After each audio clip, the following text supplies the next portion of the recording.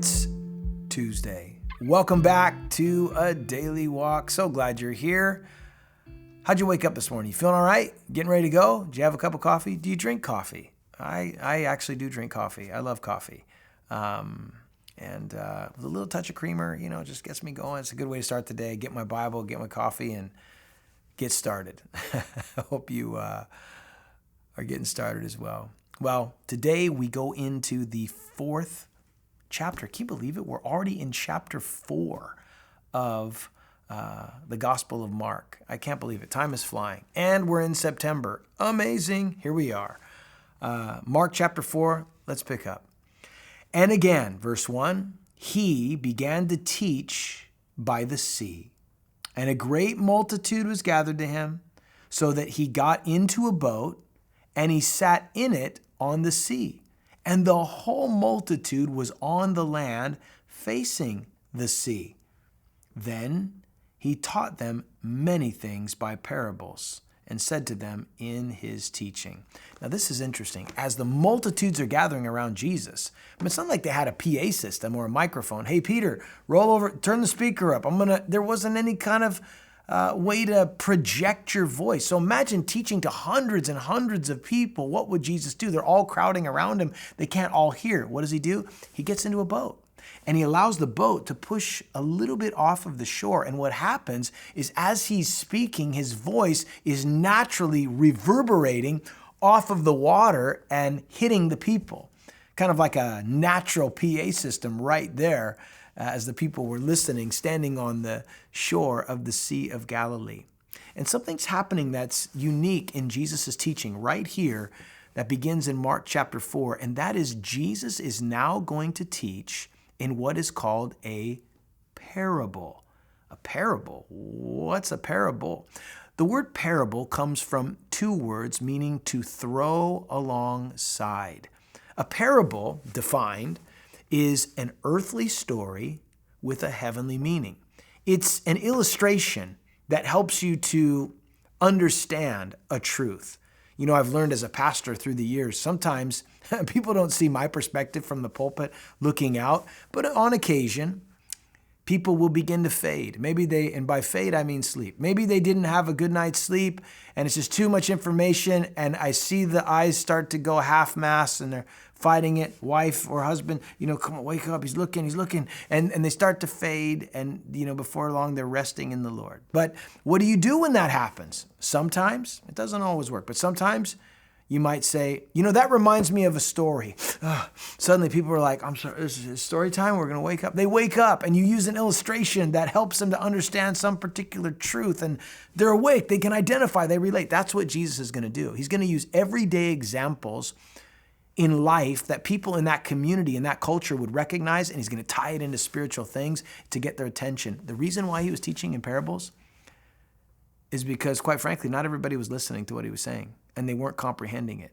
So he's using something that was common to every person to help them, to draw them out, to wonder, what was he talking about? What does that mean? And those that asked, well, they'd find out the meaning behind the parable. Well, the first parable that he told was the parable of the sower.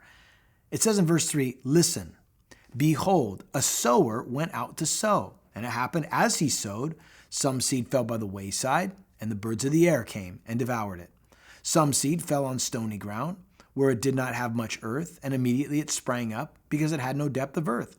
But when the sun was up, it was scorched, and it had no root, it withered away. Some seed fell among thorns, and the thorns grew up and choked it, and it yielded no crop. But other seed fell on good ground and yielded a crop that sprang up, increased, and produced some 30-fold, some 60, and some 100. And he said to them, he who has ears to hear, let him hear. Wow.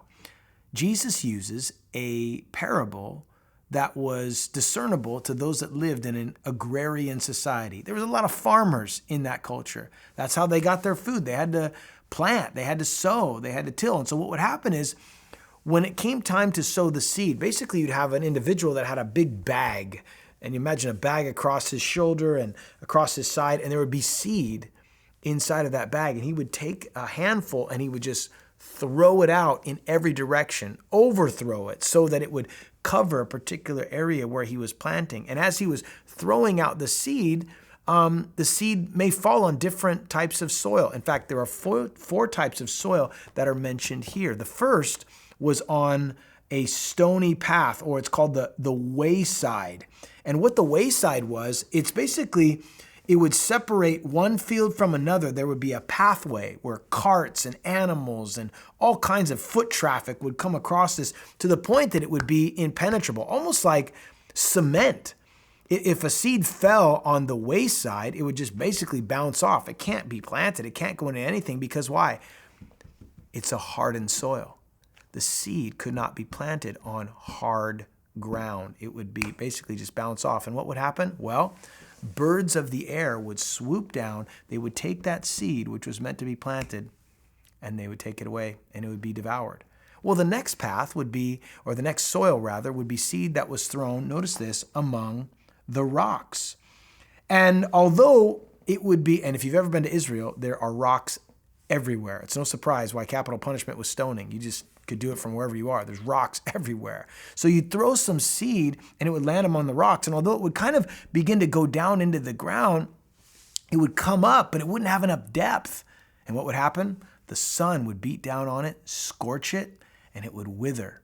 But then there's a third type of soil, and that is the thorns. It would be sown among the thorns. It would go down in, but underneath the surface, as it was trying to grow, the thorns, the root system of the thorns would actually wrap itself around this plant that was to bring forth a harvest, and it would choke it out so that it could never bear fruit.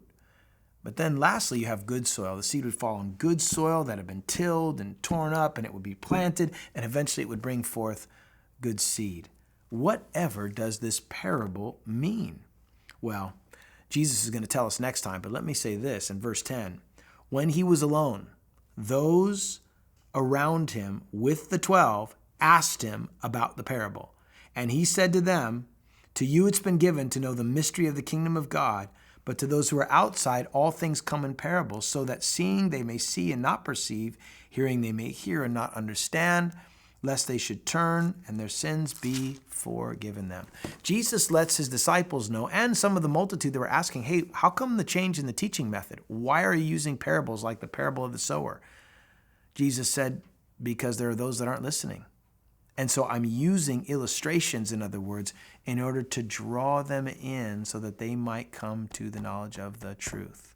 That's why he was using parables, to try to get their attention.